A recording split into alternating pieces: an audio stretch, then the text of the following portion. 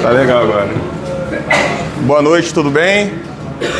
Me apresentar aqui para quem não estava na primeira vez quando a gente veio aqui dar as boas-vindas para vocês, né? Eu me chamo Leonardo Santos, estou aqui no último período, quase nos finalmente aqui para poder me graduar. Acredito aí que tem a maioria do primeiro período, né? Com a galera que está nos períodos iniciais também, para começar nessa grande jornada que é a engenharia civil, no meu caso, no caso de Caio, e dos colegas também, das outras engenharias que acredito que estejam aqui na sala. A nossa oficina de hoje, a gente vai tratar, essa oficina faz parte da disciplina Sistemas Prediais e Domótica. Nós fizemos um projeto aqui, uma proposta de projeto aqui na área de na praça de alimentação aqui do Supercampus, segundo andar. Esse projeto, ele consiste numa área de estar, né, numa edificação, uma pequena obra civil ali que a gente está implantando, que é um pergolado, né, para poder aliar o conceito de sustentabilidade, uma área de conforto térmico, também uma área ali para poder valorizar aquele espaço, que é um espaço aberto, para quem já teve a oportunidade de pegar um verão aqui. É quente ali embaixo, mas é um espaço muito agradável também quando tem muita chuva. E aí, enfim, é um espaço para poder, né, todos nós alunos, professores e a comunidade em geral que frequenta aqui, poder estar utilizando melhor o espaço lá, dependente da hora.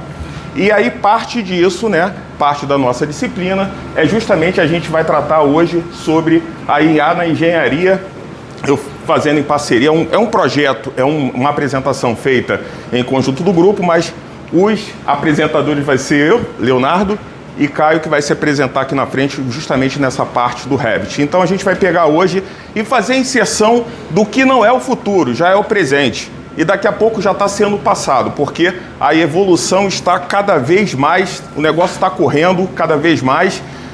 A gente já sabe que eu acho que todo mundo aqui tem um celular, então está todo mundo conectado, nós estamos todos conectados e a gente está mais do que nunca agora. Várias, assim, a gente vai pegar uns exemplos, mas pega Gemini, pega ChatGPT, então a inteligência artificial, que se chama inteligência artificial, mas alguns vocês podem ver lá na frente que não é tão artificial assim, que depende de uma programação, mas aí são outras escalas. Para a gente se ater ao assunto aqui, eu vou mostrar para vocês de uma maneira geral o que é essa tal de inteligência artificial e como a gente pode estar vinculando à engenharia também. Tá todo mundo enxergando aqui? Eu estou às vezes na frente, vou sair da frente, vocês vão vendo. E apresentar, né? A gente tem uma empresa incubadora justamente desses projetos, não é só nasceu em outra disciplina, inclusive que a professora Vanessa também fazia parte, era a nossa orientadora lá. E aí fizemos uma empresa chamada Eng Studios, outros colegas nossos até se formaram, e aí nós estamos aqui levando essa empresa.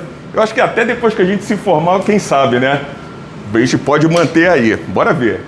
E a nossa orientadora aqui, professora doutora Vanessa Silva, coordenadora de Engenharia Civil. E aí a gente vai falar sobre o impacto da inteligência artificial hoje. Pode estar, não sei se está meio ruim o gráfico para mostrar, mas eu vou exemplificar para vocês. De tendência à necessidade estratégica, transformando indústrias e o futuro do trabalho. Essa é a IA. Para vocês terem ideia, é porque está meio ruim, o ChatGPT, para alcançar 1 milhão de usuários, demorou sabe quantos dias? 5 dias somente. Então, para vocês verem, Netflix, por exemplo, para alcançar 1 milhão de usuários foi 3... É porque está ruim. Deixa eu ver ali se eu consigo enxergar legal. 3.5. Desculpa. 3. Netflix, que é essa primeira aqui, vou mostrar para vocês, 3 anos e meio para chegar em 1 milhão de usuários. O Airbnb, que é quem aluga apartamento e tudo mais, demorou 2 anos e meio para alcançar 1 milhão de usuários. E o ChatGPT demorou 5 dias. Somente 5 dias foi essa explosão quando o ChatGPT foi lançado em meados de 2017, salvo eu me engano. 2017 ou 2018, eu não estou me recordando muito bem da data, mas o acesso à IA está se democratizando rapidamente, com pessoas e empresas adotando ferramentas como assistentes virtuais, chatbots, automação em massa e aprendizado de máquinas em diversas indústrias. a gente se atreve a dizer, entre aspas, hoje, que o engenheiro do futuro, se não estiver sabendo pelo menos a operar juntamente com a inteligência artificial, já vai estar perdendo pontos no mercado. Então, assim, quais ferramentas? São inúmeras ferramentas que a gente vai detalhar aqui na frente. E o que é a inteligência artificial que tanto se diz? Entendendo a IA, da imitação de funções humanas à geração de novos conteúdos com GenAIs, né, com GenAI, que é, no caso, a inteligência artificial generativa, e LLM. O que é LLM, Léo? Large Language... Alguma vez vocês podem ver esse termo aqui. Mas, se ficar muito complicado, vocês vão saber o que é isso aqui. Então, vocês sabem que símbolo é esse aqui? Alguém já ouviu falar? Ou já viu? É o famoso chat GPT. Esse aqui embaixo é o Gemini. Esse aqui é o Advetroft. Eu sou meio ruim. E esse aqui é o Perplexity. Esse aqui é o Copilot. E esse cara aqui é o chinês que veio para começar a querer derrubar com a hegemonia dos americanos, chamado DeepSeek. Então, todos esses modelos, mas assim, não são só esses que são as LLMs. Existem muitos outros, mas esses aqui são os mais famosos. Então, quando falar modelo de LLM, ou seja, Large Language Model, modelo de linguagens grandes ou largas, são esses carinhas que a gente está falando aqui. Tudo utiliza a inteligência generativa. IA refere-se a sistemas que imitam funções cognitivas humanas, como aprender e resolver problemas. A IA generativa, que é o GenAI, cria novos conteúdos como design e análises. No cerne de muitas dessas ferramentas estão os modelos de linguagem de grandes escalas que compreendem e geram a linguagem natural. Ou seja, uma pergunta bem básica que a gente sempre é feita: você confia totalmente na IA, no que a IA gera? Não. Mas é importante você gerar a informação e analisar para saber se a IA alucina também, tá? Ela dá aqui umas viajadas loucas, mas nem tudo que a IA gera é lixo. Então, vai do papel teórico, é por isso que a gente está aqui na faculdade, ou em cursos, ou enfim, aonde seja, numa pós-graduação, para a gente entender o que a gente está pedindo para a IA processar para a gente.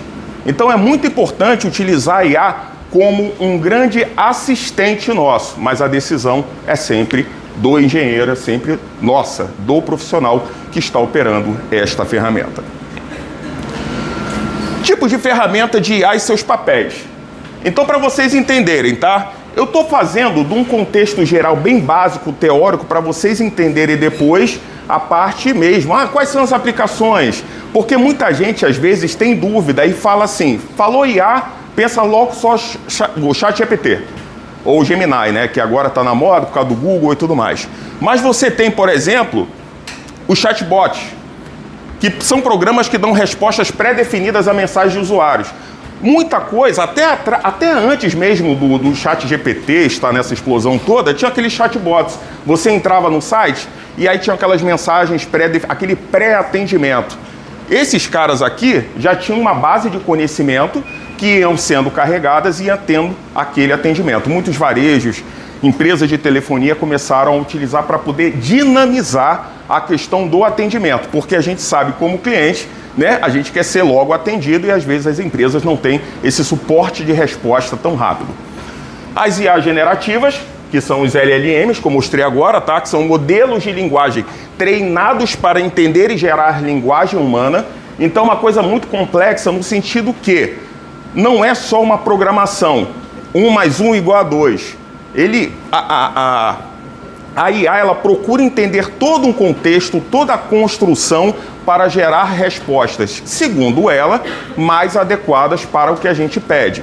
É claro que também, para que a IA gere uma informação, eu preciso gerar uma pergunta. Uma pergunta, assim, a pergunta ela tem que ser precisa para que a resposta seja precisa também. Assistente de IA com LLMS. Hoje em dia, a gente tem, por exemplo, Google Assistant. que é aquele do celularzinho. Às vezes, quando a gente está aqui falando, do nada ele ativa. Eu acho que já alguns devem ter. A Siri, por exemplo, a Siri faz parte, para quem tem iPhone. Então, programar o meu despertador para as 8 horas da manhã. Isso daqui é um assistente de IA utilizando agora a interface com o Gemini, por exemplo, no caso do Android. Para quem tem um celular mais atualizado até, mais novos desse, S23, S24, hoje não, essa semana eles fizeram uma atualização que a IA está mais incorporada ainda nas rotinas do celular. Então, literalmente, o celular, ele está fazendo, ou ele está entendendo como a nossa rotina, que ele já entendia, e utilizando a base de dados do Gemini, né, do Gemini, para poder parametrizar algumas coisas que a gente precisaria de um assistente ou precisaria pedir para alguém. Ele já está fazendo algumas coisas nesse sentido. E agente de IA com LLMS, que aí a gente tem vários, são sistemas de IA autônomo com LLMS para tomar decisões e agir. Mas calma, que não é nenhum robô que vai sair tomando decisão à torta e à direito, mas são algumas ferramentas utilizadas, e aí a gente, claro, lá na frente a gente pode fazer no detalhe quais seriam essas ferramentas que utilizam dessas premissas ou desses comandos, né, ou dessa base de conhecimento para poder promover ou fazer algum tipo de operação. Nas fábricas, hoje tem muitas fábricas, que já utilizam destas ferramentas aqui. As limitações são importantes, tá? Eu só esqueci de falar. O chatbot, ele não entende contexto complexo ou nuances da linguagem, então ele é muito cara na cara. O que é isso? É isso. O que é aquilo? É aquilo. O que é isso mais aquilo outro? Se não tiver programado, ele não vai te responder. Já a IA generativa, ela consegue criar um conteúdo original, responder perguntas complexas, traduzir e resumir, né? Assistente de IA com LLMS, ele já consegue agendar compromissos, enviar mensagem, responder consulta e aprender com interações. E esse que eu falei por último, que é amplamente utilizado, principalmente agora está sendo em grandes indústrias e tudo mais, existem diversas aplicações, ele consegue executar tarefas complexas, adaptar-se a novas situações e operar com mínimo de intervenção humana. Mas lembre-se, mínimo de intervenção humana, mas tem que uma intervenção humana ali. É uma coisa para facilitar a vida. E aí, a gente vai começar agora a dizer de uma maneira geral o como o BIM, ele está incluído, ele está inserido dentro dessa questão da tecnologia hoje. Existem diversas ferramentas que utilizam de inteligência artificial. Como exemplo, mas o que é o BIM? Tá? Eu vou falar de uma maneira geral. Vamos lá. O IFC, né, que é o BIM é uma metodologia de representação digital compartilhada que facilita todo o ciclo de um projeto, envolvendo tecnologias, processos e políticas. Esta interoperabilidade via IFC é crucial para a colaboração e assim trazer uma enorme vantagem de diminuição de custos e erros. E o que é o IFC? É um padrão internacional, né, para justamente ter esta operação de comunicação, essa tá ruim de sair essa palavra, das informações BIM, gráficas, geométricas e dados, permitindo a transição entre diversas plataformas. É porque não está muito bem claro aqui na projeção, mas é uma comunicação de diversas ferramentas, né, vamos tentar simplificar nesse sentido, diversas ferramentas que se comunicam, né, para um projeto, por exemplo. Então, eu tenho um projeto de um condomínio, por exemplo. Então, você tem planejamento, você tem o 3D, né, como a professora até falou aqui, o 2D, que é o AutoCAD, você tem diversas ferramentas que elas se comunicam e todo esse pacote de comunicação gera um grande projeto que, se você alterar uma informação aqui, em toda essa cadeia de informação também é alterada. Só que no meio disso, olha onde entra a IA. Existem hoje ferramentas de IA que aceleram mais ainda este processo de integração. Vou falar um exemplo prático. Tem uma ferramenta, hoje, eu não sei quem tem familiaridade com o Revit, né, ou com ferramentas como AutoCAD e tudo mais. Vou falar no Revit.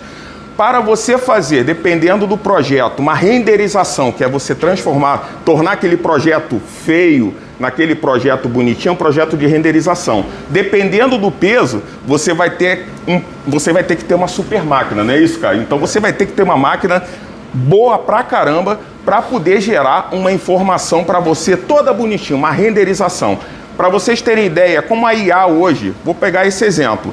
A IA hoje, ela tem uma ferramenta que ela consegue pegar aquele projeto, renderizar tudo pela nuvem. Ele não utiliza já a ferramenta o hardware, né, do computador.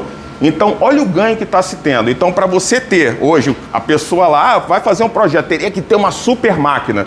Hoje, o quanto a IA, através daqueles parâmetros, pode fazer essa renderização desse projeto e ali gastar o mínimo possível no computador. Então, uma máquina antiga ali conseguiria fazer, porque tem mais um detalhe. Esse programa, ele faz tudo na nuvem. Né? Ele faz tudo, não na tua máquina, mas num servidor. É claro que é pago, né? Mas já é um grande avanço e a IA operando aí junto com o BIM. E usos fundamentais do BIM, né? Potencializados pela IA. Hoje, no projeto generativo e otimização de design, nós temos o Dynamo. Estava até tendo aula no final de semana desse Dynamo, né? Então, eles são diversos parâmetros que eles conseguem, por exemplo, analisar dentro de um projeto feito do Revit. Existem plugins, né? E um desses plugins é o Dynamo, que ele consegue fazer validações a nível estrutural, por exemplo. Então, ele consegue criticar visualmente isso, utilizando, claro, ele utiliza de uma grande base de dados, diversos parâmetros, e ele vai indicando para o projetista naquele momento lá aonde está uma informação desconforme, né? Ou seja, a partir daqueles inputs iniciais. A gente tem a renderização que eu acabei de falar e visualização com IA. O Veras, Lumion e Enscape, se eu não me engano. Enscape. Mas esse Veras aqui que eu estava falando, esse cara aqui vai estar sendo amplamente utilizado, né, por muitos profissionais.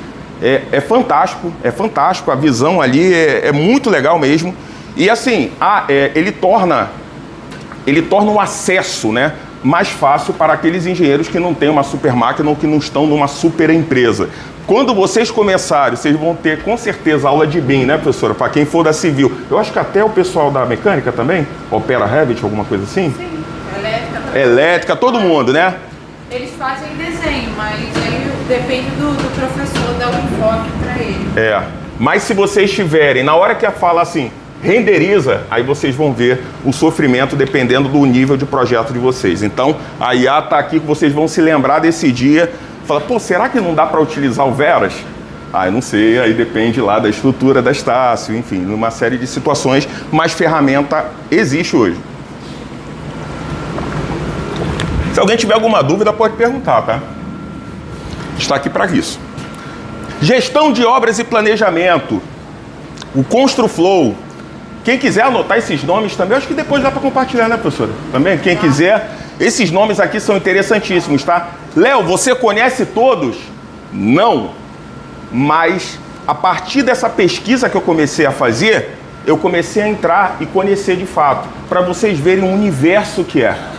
Então, assim, coisas que, por exemplo, eu não trabalho muito com gestão de obras e planejamento, mas quando eu entrei nesses, por exemplo, esses dois sistemas que eu botei aqui de exemplo, essa construção é até brasileira. Cara, fantástico. Ela tem ali, ela pega a IA, ela já utiliza, ela já verifica todos os pontos dentro do teu projeto, da tua gestão geral, ela te faz um panorama completo, uma crítica completa, é claro, sempre lembrando, não, ele vai gerar, mas quem vai validar? Somos nós. Nós validamos. Eles são para ajudar, mas quem valida somos nós. Certo? Então, sempre digo, para quem usa IA para estudar, para o que seja, usem. Eu digo, usem à vontade, mas validem. Porque se vocês gerarem, mas não validarem, a informação, ela realmente, assim, que é gerada por vocês, não vai ter um nível de confiança aceitável. E é muito preocupante isso. Agora, não tenham medo de usar. Eu digo isso para todo mundo, não tenha medo de usar. Sempre utilizem a IA como assistente de vocês. Monitoramento de canteiro com IA, Open Space, Instruction Site. Análise de desempenho otimizada, Autodesk AI, que é da ferramenta do Autodesk que nós estudantes, vocês vão saber lá na frente, a gente tem acesso 1 ano, tá? Então, várias ferramentas da Autodesk, como Revit, AutoCAD. Esse Autodesk AI, ele tem diversas funcionalidades, é direcionado para a inteligência artificial, fazendo a interface com todas as ferramentas da Autodesk. A Autodesk é a nossa, literalmente a nossa mãe, né? A nossa mãe tecnológica para a parte de projetos nas engenharias. E otimização de dados e classificação de elementos com auxílio de IA. Plataforma de gestão de dados BIM, aí tem scripts customizáveis, que eu falei agora, que é o Dynamo, que esse Dynamo aí, um dos exemplos, ele verifica, faz análises estruturais, né, dos projetos estruturais e critica, né, e aí, enfim, é muito legal. E assim, não é nada complexo. Muitas vezes as pessoas, elas têm uma impressão que vai chegar, vai ter vários... Sabe aqueles filmes de ficção científica? Vários números, aquela coisa toda que tu acha, ah, meu Deus, que coisa horrível aquela. Nada. É tudo coloridinho, bonitinho. Ele indica, ele só falta pegar a tua mão e falar, é aqui. Ele deixa... Por exemplo, essa do Dynamo, que eu tive essa aula final de semana, é fantástico. Tá aqui, ele indicou, olha, tá vermelhinho aqui. Daqui está desconforme, verifica aqui, ele vai te dando todas as críticas de uma maneira visual, de uma maneira gráfica. No começo, as LLMs, os chat GPTs da vida, eles eram muito textuais. Hoje eles fazem até vídeo. Eles fazem, se você pedir para, por exemplo, gerar uma imagem, ele gera uma imagem conforme o prompt. Claro, você tem que inserir um prompt correto, né? Um prompt mais entendível para ele, para que ele gere uma informação para você. Então está muito gráfico hoje em dia. A grande preocupação de quem projetou era justamente tornar isso mais palatável para os usuários. E aí, captura de realidade, modelagem assistida por IA. É porque não dá para enxergar muito legal? O engenheiro Lucas Bicalho, ele é muito especialista em fazer esse tipo de análise, esse tipo de ensino, né? Ele é um grande professor. E aí ele mostrou na aula lá, que eu achei muito interessante, aquele segundo ponto ali, captura de realidade em projetos de reforma e ampliação. Alguém já ouviu falar de scanner 3D? Escanear? Tem uns scanners que você utiliza, que você entra lá e ele mostrou certinho. Até então, fazia, né, o scanner escaneava os locais, né, que você não tinha acesso por cima, ou tirar foto e tudo mais. Ele tem aquele aparelhinho, faz o scanner tudo bonitinho, e ele chegava, ele fazia uma nuvem de pontos, não é isso, professor? Nuvem de pontos. Nuvem de pontos, ele fazia tudo bonitinho lá, só que depois, quando você joga para a prancheta virtual, para depois compor aquela nuvem de pontos, aí puxa daqui, é como se fosse aquele coisa de criança, né? Aí hoje o que ela fez? Você tira uma foto, você tira a nuvem de pontos, ele já constrói toda a visão, toda a visualização, conforme uma informação básica passada, o que antes não era tão possível graficamente falando. Então, assim, eu recomendo aqui seguir ele tem um canal no YouTube muito legal, depois quem quiser, enfim, visualizar lá, ver lá no YouTube, Engenheiro Lucas Bicalho, muito legal mesmo. E tecnologias como fotogrametria com scanner de ambiente 3D, que foi isso que eu falei, geram nuvens de pontos, ao qual a IA processa para criar modelo as builds, né, que é aqueles modelos, né, mais básicos, né, de forma rápida e precisa. Não é um projetão, mas é para você ter a visualização. Então vocês vão ouvir falar muito dessa palavra build lá na frente. A IA também auxilia na modelagem semiautomática de elementos e possibilita a captura robótica autônoma de dados. Então, ou seja, olha o volume de informação que a IA está gerando e fazendo para vocês e a possibilidade que vocês têm de ampliar mais ainda, né, os projetos ou as práticas que vocês têm no mercado aí. Então, assim, isso, o que vocês vão passar, o que a gente passou, né, de aprender, principalmente na hora da matemática, que é maravilhoso, que é a parte que eu mais gosto, cálculo 1, 2, 3, física, eletricidade, física 1, 2, 3, depois resmate e tudo mais, importantíssimo entender a base, tem que entender a base. Mas quando chegar lá na frente, vocês vão aplicar, entre aspas, pouco, mas vocês têm que entender o que as ferramentas estão dando de informação para vocês. Porque senão vocês vão ter que aprender tudo aquilo que a faculdade hoje. Porque eu já ouvi uma pessoa falando, uma vez, falando, não, pô, para que eu preciso aprender isso se a IA, se o coisa me dá tudo? Legal, a IA vai te dar tudo, o programa vai te dar tudo. Mas tu vai confiar 100% na máquina? Alguém confia 100% na máquina? Porque a assinatura está de quem lá no projeto? Está na máquina ou está sua? É sua assinatura. Então você tem que entender, claro, que a máquina tem a prioridade da máquina é acertar, né, ter o maior nível de acerto. Mas a assinatura no final é a sua. O CREA que está lá naquele projeto, naquela obra, o que seja, é seu. Gêmeos digitais, tá? E aí a gente vai falar rapidinho sobre o que é gêmeos digitais, talvez alguém já tenha falado, que é o elo entre o físico e o digital. Ou seja, já ouviram falar de internet das coisas? Né? Até tem um projeto muito maneiro que a outra turma, que os outros colegas, a outra turma não, perdão, o outro grupo fez aqui da nossa disciplina. Ah tá, já está no final. Que a outra disciplina fez, que é justamente sobre aquelas lâmpadas inteligentes. Então isso é um exemplo prático. Mas bora avançar, que ainda tem a parte do Caio aqui. Indústria. A gente pode usar na manufatura avançada, otimiza a produção. Veículos, a gente pode desenvolver protótipos. Na construção, acompanhamento em tempo real da construção. Isso é muito utilizado, essas grandes obras e as empresas, principalmente lá fora, tá? E cidades inteligentes também. Então, gêmeos digitais são réplicas digitais dinâmicas de ativos físicos criados com BIM, IA, Machine Learning e Internet das Coisas, que é a internet ali, né, que está na palma da nossa mão e aquela coisa maravilhosa, eu amo. Eles permitem monitoramento contínuo, simulação de cenários, otimização de desempenho e manutenção preditiva, como visto em grandes projetos e na indústria também. E aí a gente vai começar aí, que é para a parte, aí só vou dar o start, né, mostrando aí como é a inserção da IA em projetos de hidráulica, que o grande Caio aí, grande especialista nessa parte de sistemas hidráulicos aí, projetos, ele vai dar esse panorama geral para vocês. Mas, como introdução, design otimizado, simulações avançadas e modelagem automatizada, oportunidades de melhoria no mercado de software. Eu estava até conversando com o Caio que existem poucos softwares ainda, poucos softwares direcionados a IA para projetos hidráulicos. Então, basicamente, ó, você tem aqui manutenção preditiva, né? Alguns softwares, que são pouquíssimos, usam IA para analisar dados de sensores e prever falhas em equipamentos, otimização de sistemas hidráulicos, né? Modelagem e simulação de projetos com IA e monitoramento de rede também. Mas são poucos ainda, né? São poucos sistemas prontos, então uma oportunidade até para quem gosta aí de trabalhar com sistemas e tudo mais, né? Para poder ter, porque existe uma demanda enorme que o Caio vai mostrar agora aqui. Atualmente, a integração direta de IA em softwares específicos para projetos hidráulicos ainda está em desenvolvimento. No entanto, muitas ferramentas BIM estão incorporando funcionalidades automatizadas e algoritmos avançados que se aproximam das capacidades da IA. Ou seja, é um grande mercado, mas aí eu vou deixar para o Caio estar mostrando aí sobre a parte de projetos hidráulicos e aí a gente chega depois aí e dá o toque final. Vai lá, Caio. Esse aqui é só... só passando para frente. Esse aqui.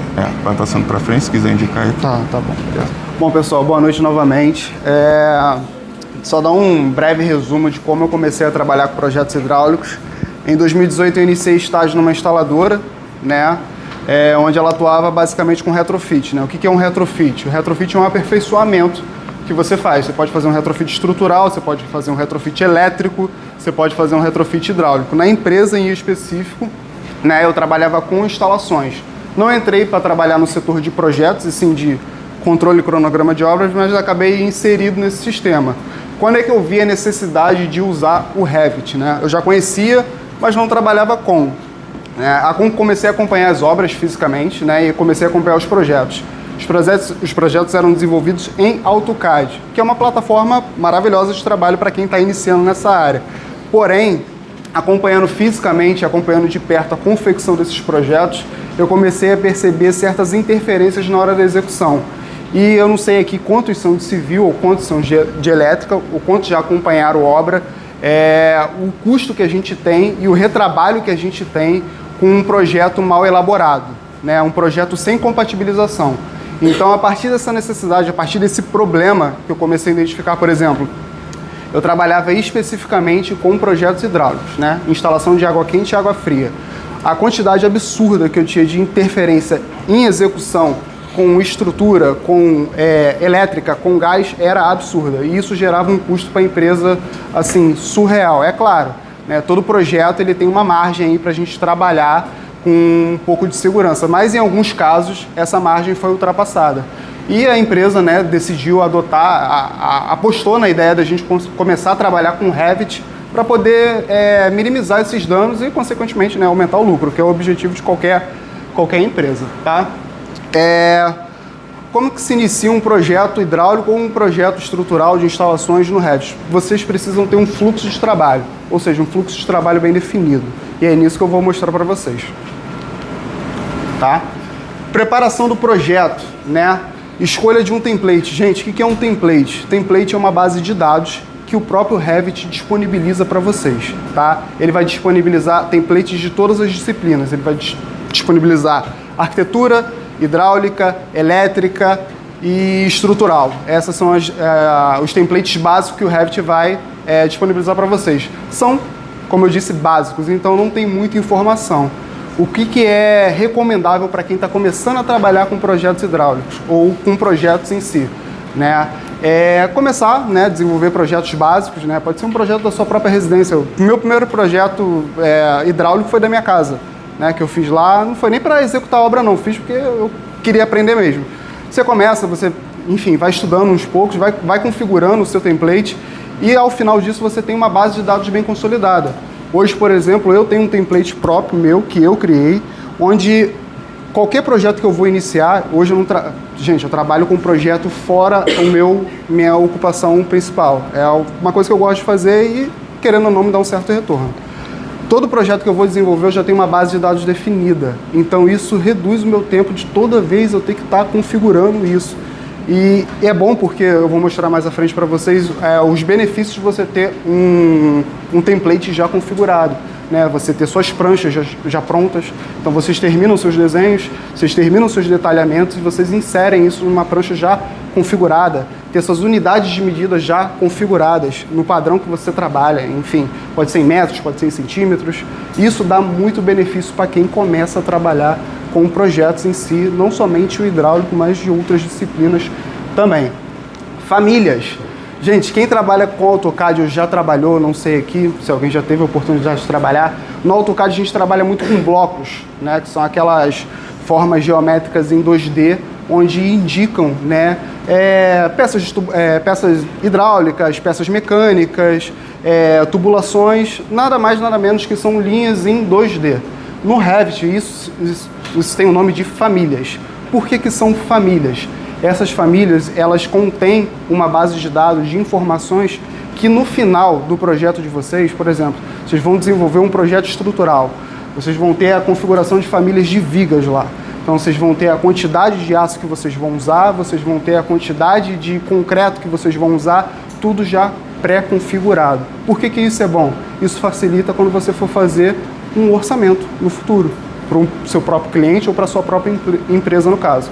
Eu, trabalhando com projetos hidráulicos, eu já tenho todas as minhas famílias pré-configuradas. E no slide a seguir, eu vou mostrar como que o mercado entendeu um pouco disso, né? E como ele auxilia os projetistas nisso, e isso de forma gratuita. Então, você não precisa dispor de nenhum recurso para obter famílias de qualidade, né? Com parâmetros reais. Por exemplo, eu trabalhava com um projeto onde eu anexava um trecho de tubulação com um T, um joelho e uma luva.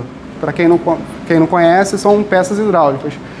Esses componentes no Revit, eles têm as mesmas características dos projetos das peças reais. Então, quando você for realmente fazer uma instalação, você não está modelando uma linha 2D, você está modelando uma peça que tem uma funcionalidade mesmo. Então, a probabilidade do seu projeto estar próximo do 100% é muito grande. É claro que vão ter, né, outros fatores que vão influenciar nisso e que vão, enfim, contribuir na confecção do seu projeto. Como eu falei, nesse arquivo, que é o template, né, o modelo pré-configurado, serve como ponto de partida para os projetos. Configurações, famílias carregadas, tabela básica de quantitativos. Gente, isso é muito importante. Quem nunca pegou um projeto aqui em AutoCAD e foi gerar um quantitativo? Cara, é um inferno, porque você vai fazer quantitativo contar um a um. No Revit não, você pré-configura a sua tabela e se você tiver suas famílias bem configuradas dentro do projeto, ele já gera automaticamente. Então, no final do seu projeto, você sabe a quantidade de insumos que você incluiu ali e quantidade de tubulação também, a metragem que você vai usar.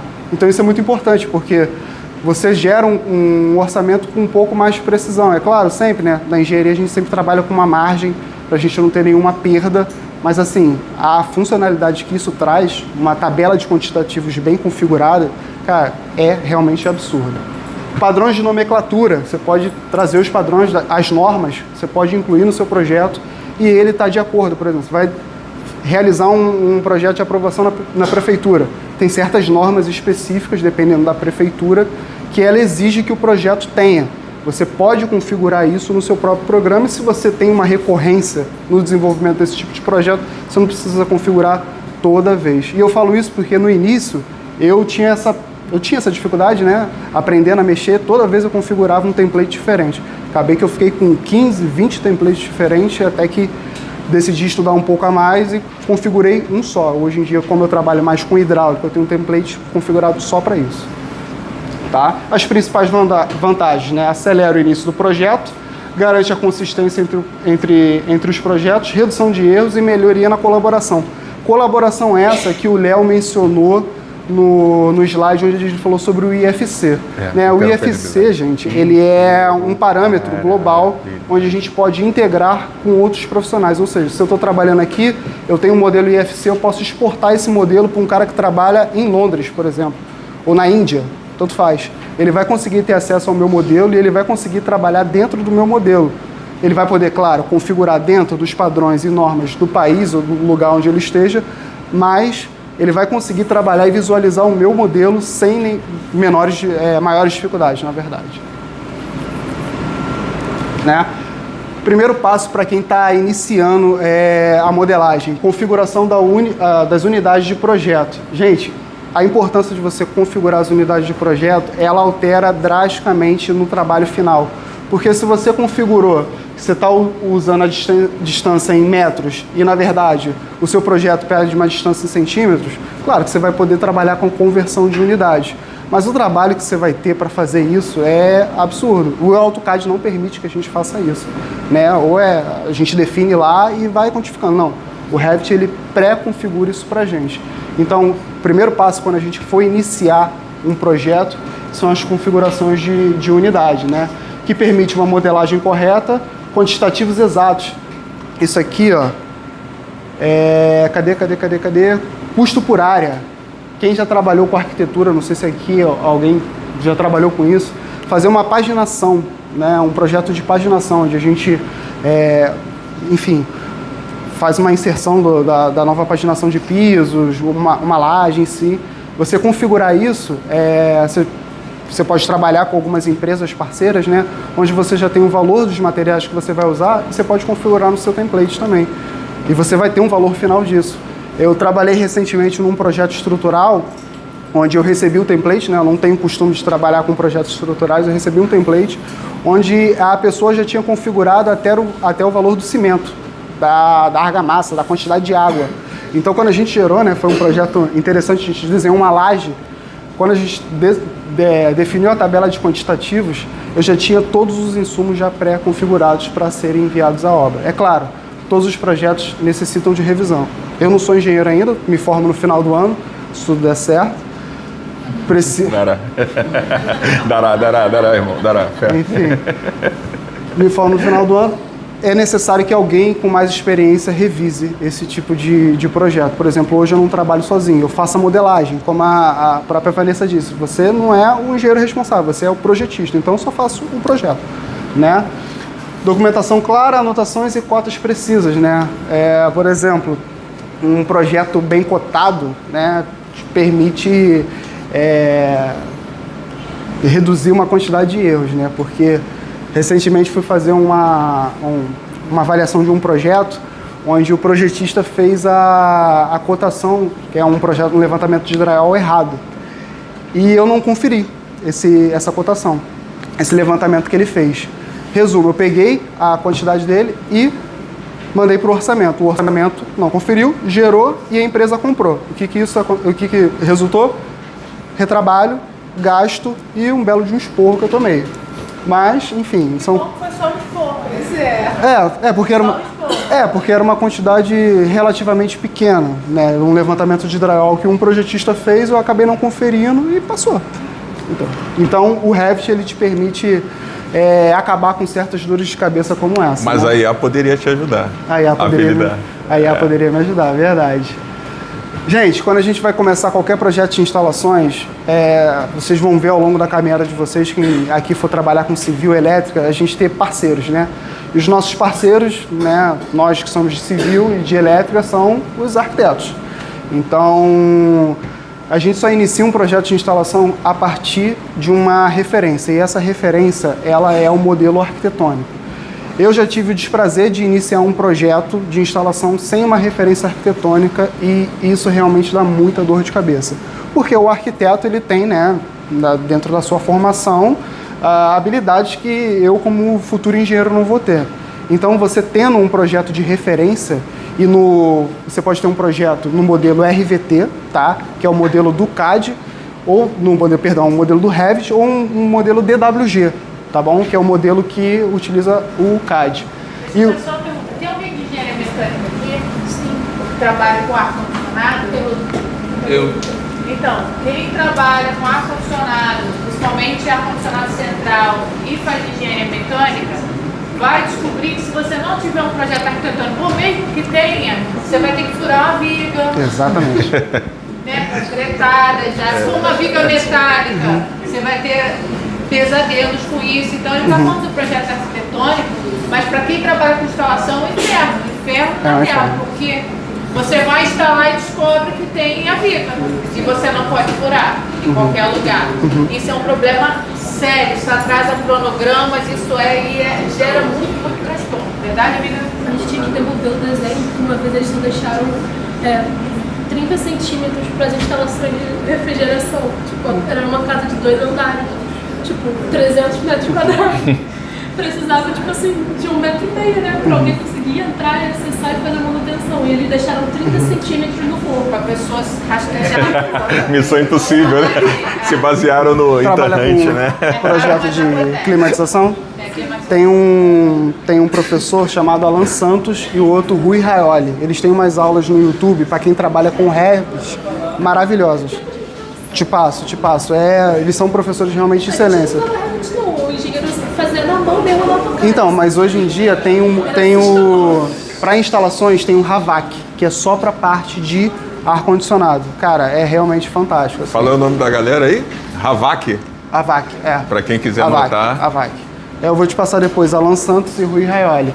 Uma dica aqui, gente, que eu aprendi ao tempo, quando vocês forem fazer o posicionamento do modelo DWG de vocês, que na grande maioria ainda é o que vocês vão receber para fazer a modelagem das instalações, é origem para origem interna. Isso facilita a integração com o arquivo arquitetônico. Existem outras modalidades, mas na sua grande maioria, a melhor forma de você vincular um arquivo arquitetônico é posicionando de origem interna para origem interna. Porque quando vocês forem iniciar a modelagem de vocês vão ter que copiar e monitorar os níveis que a arquitetura definiu. Os níveis são primeiro pavimento, segundo pavimento, terceiro subsolo, cobertura. E se você não tiver com os níveis copiados e monitorados, corre o risco de você estar fazendo uma instalação achando que você está no primeiro pavimento e você está na cobertura. E isso é um grande problema. Tá? Informações de projeto. Isso aqui é muito negligenciado, mas recentemente eu conversei com um desenvolvedor, né, de Revit, enfim, um cara com já experiência, inclusive uma pessoa que trabalhou na confecção do metrô de Dubai. Ele foi meu professor, trabalhou com Revit lá, e ele me falou que muitos projetistas ignoram a parte das informações de projeto, que são o nome da organização, descrição e o nome da construção. Gente, quando vocês forem modelar e gerar as pranchas de vocês, as informações têm que estar precisas, como o número do projeto, o nome do projeto, o nome do cliente, o status do projeto. Quem nunca pegou um projeto aí com N revisões, você não sabe às vezes em qual momento do projeto que está. E o Revit ele permite que a gente configure isso inicialmente, tá? E isso facilita muito a nossa vida para quem trabalha com instalações. Famílias, como eu disse para vocês, né? As famílias são os blocos do AutoCAD. Só que tem uma diferença assim importante e considerável. Existem famílias de sistema, né? Que são paredes, telhados, forros, pisos, guarda-corpos, rampas e escadas. O que são as famílias de sistema? Essas famílias elas já vêm configuradas em qualquer modelo do Revit desde 2010 até o 2025, que é o atual. O que são essas famílias? Elas não são paramétricas, desenvolvidas por outros profissionais. Elas têm que ser parametrizadas dentro do sistema, tá? Famílias carregáveis, que são portas, janelas, componentes, que são os componentes hidráulicos, mecânicos, elétricos, colunas, vigas e luminárias, que está ali no exemplo. Essas são famílias paramétricas. E o que são famílias paramétricas, né? Por exemplo, eu tenho uma porta de 80 por 2,10 e eu tenho uma porta de 70 por 2,10, mas eu quero a porta agora de 60 por 2,10. No sistema mesmo eu consigo alterar as cotas para a medida que eu quero. A mesma coisa com a janela. Eu tenho uma janela de 1,20, mas o meu cliente pediu uma janela de 2,10. Eu vou lá e digito e a janela, com as mesmas características de acabamento, estrutura, ela se modifica para a extensão que eu quero. Então, isso cara, as famílias paramétricas, elas são realmente muito importantes porque elas são dotadas de muita informação. Em hidráulica, por exemplo, eu vou chegar mais à frente na parte de colaboração de mercado, mas algumas empresas, né, elas já começaram a desenvolver seus catálogos virtuais para os projetistas, isso de forma gratuita. Então você vai ter, eu vou apresentar ali para vocês a Sodramar, que é uma empresa que trabalha com bombas de piscina. É um tipo de família paramétrica. Você baixa isso do próprio site da Sodramar com o catálogo deles, ou seja, todas as especificações técnicas de hidráulica, elétrica e mecânica. Você baixa e você inclui no seu projeto. E você consegue fazer um dimensionamento não só hidráulico, mas se eu for fazer uma colaboração com um amigo meu que é projetista elétrico, ele vai conseguir fazer o dimensionamento elétrico a partir das informações daquela bomba, que são informações reais disponibilizadas pelo fabricante. Então isso é sensacional. Que é que eu falei para vocês. Sodramar, eu botei o exemplo aqui de algumas peças hidráulicas. A Fortileve também é uma empresa que já começou a desenvolver todo o seu catálogo virtual. E a Amanco também. A Amanco, gente, quando eu trabalhava na instaladora, nós só usávamos a Amanco ou Tigre, que na verdade são as melhores marcas do mercado. A Amanco, ela possui todo o catálogo dela disponível para quem trabalha com instalações. E isso é um adianto absurdo, né? Porque você consegue ter a visualização, primeiro, né, do traçado ali da sua tubulação, mas a visualização 3D daquele objeto que você vai incluir na sua obra. Então isso dá uma percepção, não só para o projetista, mas para o cliente, muito boa. Tá? Modelagem do sistema hidráulico. Bom, aqui é que começa, depois de você já ter definido as informações de projeto, os parâmetros e ter um template definido, é aqui que a gente começa a realizar a modelagem em si. Aqui eu vou ler para vocês, ó. Selecione a tubulação em sistemas, clique em tubulação. Quando você clicar nesse tipo de tubulação aqui, isso aqui foi de um projeto que eu tirei, aqui está tipos de tubo marrom, água fria soldável. Esse tipo de tubulação eu extraí da própria biblioteca da Amanco. Então eu tenho todas as características mecânicas e hidráulicas desse tipo de produto. Se eu quisesse passar para um engenheiro calculista, né, um especialista em hidráulica, se ele quisesse fazer um dimensionamento, ele teria todas as informações reais, né?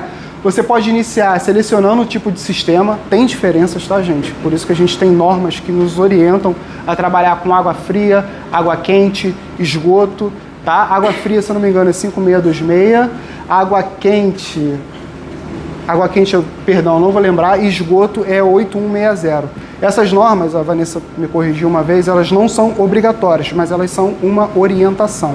Então, quando vocês forem, quem for trabalhar, né, com esse tipo de sistema, você pode incluir também as informações, por exemplo, de orientações da norma no próprio sistema, porque isso é uma vantagem para que você possa trabalhar com uma certa segurança, né? Por mais que você erre no projeto, pelo menos você teve orientação da norma. Aí não é um problema da norma, é um problema seu como projetista. Então isso é uma vantagem também, tá? Você pode aqui escolher o material da tubulação, você pode trabalhar com PVC, cobre, aço. Eu tinha um amigo que ele trabalhava muito com sistema de incêndio, tá? E pro bombeiro, cara, eu não sei quem já teve a oportunidade de pegar uma planta em AutoCAD de um projeto de incêndio, é muita informação. Realmente são várias linhas, vários traçados. E assim, eu particularmente eu fico muito confuso. Mas eu tive a oportunidade com ele de desenvolver um projeto de incêndio, né? Ele praticamente eu o acompanhei. E no Revit, você desenvolver um projeto de incêndio, você tem uma visualidade gráfica muito melhor. Até porque você gera o 3D automaticamente, né? Aqui tá, desenhar as tubulações, né? Um atalho de teclado, né? Você pode configurar seus próprios atalhos, tá? Mas esse atalho é pré-configurado do Revit. Você clica no comando PI e ele já seleciona o tipo de tubulação que você quer, água quente, fria, e você inicia o traçado. Esse ponto aqui eu botei em vermelho porque elevação intermediária era uma coisa que me gerava muita dúvida quando eu ia começar a projetar. Essa elevação ela tá em relação ao nível do piso, tá? Ao nível do seu pavimento ali. Quando você realmente desenha a tubulação, por exemplo, eu selecionei uma tubulação de 75 milímetros, eu quero fazer um traçado de 5 metros. E eu quero que essa tubulação ela faça uma subida, né, e continue, por exemplo. Aí eu vou selecionar, vou clicar no comando PI, vou selecionar o diâmetro da tubulação, que é aqui, 75, vou iniciar o traçado e, por exemplo, eu quero que a minha tubulação suba a 1,80 m. Na elevação intermediária, que está relacionado ao piso, eu vou digitar 1,80 m, ele automaticamente já vai criar o teu joelho e ele já vai subir a tubulação. Se você continuar, ele já vai criar outro e já vai iniciar, como se você fizesse assim, ó. E isso é fantástico. Se você tiver um modelo compatibilizado, por exemplo, com a estrutura, você já consegue ver em tempo real se aquele tubo que você está desenhando, se ele está furando uma viga ou se ele está atravessando um piso ou qualquer outro tipo de elemento. Ou se está dentro do pilar. Exatamente. Tá? Aqui eu já praticamente falei um pouco do traçado de tubos. Esse aqui é dentro do Revit, né? O Revit ele tem várias disciplinas dentro, né? Tem estrutural, tem elétrica, tem arquitetura. Aqui é a parte só de hidráulica, né? Tubo, marcador de posição de tubulação, né? Você pode pré-configurar os seus tubos fazendo uma marcação inicial. Né? Tubulações paralelas, se eu quero, por exemplo, seguir 2 tubos ao mesmo tempo, eu não preciso desenhar um de cada vez, eu posso configurar isso, tá? As conexões, os acessórios, né? A tubulação flexível, para você que trabalha com ar-condicionado, né? A gente tem aqueles tubos, né, que faz uma volta aqui. Serpentinado. Já tem isso pré-configurado também. Isso é bem legal, tá? Conexão, equipamentos hidráulicos. Esses equipamentos hidráulicos, gente, pode ser uma bomba, pode ser, enfim, até um controller mesmo nosso do nosso projeto de eco-friendly, né, que a gente fez aqui para a Estácio. Isso. Pode ser um equipamento ou hidráulico ou mecânico, né? Tem essas duas, tá? Os sprinklers, né, que é para tubulações de incêndio, você pode também fazer a inserção deles, tá? E para você conectar uma peça hidrossanitária é muito fácil, né? Se ela estiver carregada no projeto, tem um atalho CM, né? Ele vai abrir uma tela à sua esquerda e ali vai estar todas as famílias que você já colocou no projeto. Então, se você está precisando de um vaso, por exemplo, para fazer a modelagem do banheiro da sua casa, você vai lá, seleciona o vaso, posiciona ele dentro do layout. Se já tiver pré-configurado na arquitetura, é só colocar aquela família ali e você inicia o traçado da tubulação. Em alguns casos, existem peças, por exemplo, a marca Ducol, não sei quem aqui conhece, né? Mas toda casa praticamente tem uma Ducol. Algumas peças elas já foram desenvolvidas para serem ligadas em tubulações. Então tem vasos, por exemplo, que você coloca e dentro da própria família já tem um dispositivo para você sair com aquela tubulação de esgoto dali. Então você consegue fazer esse traçado não somente um traçado reto. Se você conseguir fazer um corte, você vai ver a peça, você vai ver saindo e você vai ver a jogada saindo também. Conexão. A conexão é bem interessante. Tá?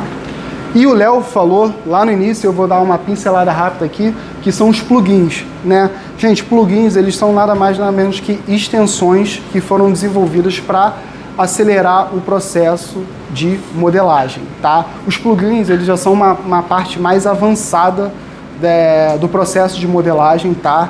Não recomendo para quem está começando a começar a mexer com plugins, porque vicia um pouco, porque realmente torna a nossa modelagem um pouco mais fácil. Então acho que primeiro quebrar um pouco a cabeça ali, errar um pouco, antes de começar a usar. Eu uso esse aqui, de Roots One. Ele é gratuito, tá? Então você não paga nada para usar. E tem diversas aulas no YouTube que você pode aprender a mexer nisso aqui. Inclusive tem uma engenheira recentemente que ela postou, acho que uma playlist de 30 aulas mostrando como é que mexe no G-Roots e as nomenclaturas, né? Porque ele é em inglês, então confunde um pouco, tá? Tem o Darivabin, que é um engenheiro que desenvolveu um plugin especialmente para instalações, e o plugin dele eu já usei uma vez, a versão gratuita, porque é pago, tá? É muito interessante porque o plugin dele permite exportar do próprio Revit uma tabela em Excel com tudo que você usou. Então, tipo assim, você não precisa, além das funcionalidades que o Revit permite, os plugins eles amplifiam e potencializam a nossa modelagem, tá? Colaboração, mercados e profissionais. Gente, foi o que eu falei alguns minutos atrás. E o que acontece? As empresas elas perceberam, né, a crescente movimentação de profissionais, a aderência ao modelo, aos projetos em BIM. E pensando nisso, eu acho muito interessante que eles não cobram por isso, eles começaram a desenvolver os seus próprios catálogos para projetistas, tanto de instalações hidráulicas como elétrica. Recentemente eu compartilhei com a Vanessa que a Gerdau compartilhou toda a tabela deles de aço para projetistas que trabalham com estruturas, isso gratuito, tá? Então, isso é interessante porque existe uma colaboração entre mercado e profissionais de forma indireta. Por exemplo, essa aqui é uma empresa chamada Top Fusion. Ela fica no sul. Quando eu trabalhava com instalações, em alguns casos a gente usava produtos da Top Fusion. Não eram todos porque são um produto um pouco mais caro, mas a depender do cliente a gente usava. Quando na época a gente desenvolvia, a gente não tinha ainda, é recente, tá? Tem menos de 6 meses que eles desenvolveram o catálogo deles para projetista. Tem todos os sistemas deles para quem trabalha com instalações.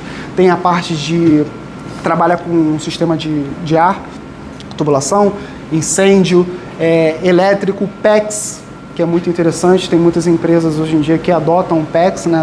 Tem para gás? Tem para gás. Para quem trabalha com instalações PEX de gás. para água quente. PEX. Substitui água quente e água fria, mas mais especificamente para água quente, substituindo o cobre lá. A Tigre, que é uma das marcas aí mais conhecidas, a Amanco também, isso é tudo gratuito, tá, gente? É só entrar lá e baixar. Tem para AutoCAD também, tá? Mas quem está querendo migrar ou está querendo iniciar também tem para AutoCAD. Tá. E a Sodramar também, que é a empresa que eu comentei com vocês, que é uma empresa especializada em bombas para piscina e bombas também de recálculo, para elevação, para reservatórios e tudo mais. E a parte mais interessante que eu vejo do BIM é a cooperação multidisciplinar, né? Esse modelo aqui é um modelo que eu desenvolvi de um curso, né, que se chama Chalé, do engenheiro Eric Bin, tá? Esse modelo que vocês estão vendo aqui, essa estrutura, essas instalações, ele disponibilizou gratuitamente no YouTube. São mais ou menos 25 a 30 aulas. E eu fiz do início ao fim e eu trouxe aqui para vocês. Essas instalações modeladas aqui, elas estão compatibilizadas com a estrutura, tá? Ele não desenhou as estruturas, tá? Ele é especialista em hidráulica, mas ele ensina desde o início, desde o passo a passo para você fazer a inserção da arquitetura, começar a modelagem. Então, para quem quer iniciar, Eric Bin é uma referência. Inclusive, ele foi o responsável pela confecção do catálogo da Top Fusion de famílias. Ele foi o engenheiro responsável que montou todo o catálogo da Top Fusion. E a cooperação multidisciplinar é que, se eu recebo, por exemplo, do Léo um projeto estrutural e eu quero fazer minhas instalações, eu posso tratar através do IFC com ele diretamente, em colaboração, como é que a gente pode melhorar o traçado, como que a gente pode economizar até no projeto e reduzir as interferências, né? Porque uma visualização integrada permite que diferentes disciplinas visualizem o trabalho uma das outras em tempo real, ou seja, quando tem modelos vinculados um ao outro, a partir do momento que eu atualizo eles e eles estão em nuvem, o modelo, por exemplo, do Léo, que me disponibilizou o modelo estrutural, visualiza automaticamente. Então eu não preciso ficar exportando arquivo, mandando para ele, exportando arquivo, mandando para outro, não. Ele atualiza automaticamente. E isso em CAD também, tá? Quando a gente vincula uma arquitetura, por exemplo, em CAD e realiza todas as pré-configurações corretas, se o desenvolvedor que fez, o arquiteto, por exemplo, realizou uma alteração no projeto, eu consigo visualizar em tempo real também. Então, dentro de todas as funcionalidades do BIM, eu acho que essa é a mais vantajosa, porque o modelo compatibilizado, ele reduz muito retrabalho. E quem trabalha com obra, tem uns amigos aqui que trabalham com obra, a Adriele, por exemplo, a Rosita, por exemplo, sabe a dor de cabeça que é você não ter um projeto compatibilizado, tá? E aqui tem alguns benefícios que eu elequei, né? Redução de erros e retrabalho, otimização do processo de projeto, diminuição de custos e prazo, que para uma empresa vai ser sempre o primeiro pilar, tá? Custo e prazo. Melhoria da qualidade do projeto final e comunicação mais eficaz entre as equipes, tá? E é isso. Para encerrar, a gente fica aí. O futuro da engenharia é inteligente e colaborativo, né? Vocês viram tanta informação nesse tempo e a gente foi falando rápido, tá? Porque se a gente pega no detalhe mesmo, vão dias, anos, séculos, décadas, é muita informação que a gente tem no detalhe. Mas o mais importante é ter, assim, esses insights que a gente passou pensar que o futuro da engenharia é inteligente e colaborativo. Pensar na IA, mas pensar no BIM, pensar nesses detalhes, nas oportunidades do que a gente tem. A inteligência artificial é uma aliada indispensável para os engenheiros, otimizando projetos, reduzindo custos, como o Caio falou agora, foco das empresas, diminuir custo, aumentar a produção. E impulsionando a inovação. A convergência da IA com o BIM, utilizando ferramentas como o Revit, redefine as fronteiras da engenharia, convidando a todos a abraçar esta transformação digital, e isso é literalmente obrigatório para o nosso futuro como engenheiros profissionais. Sempre pensam isso, eu não botei esse ponto, mas aí eu deixo isso mais ainda como destaque a partir de todas essas informações que a gente passou aqui.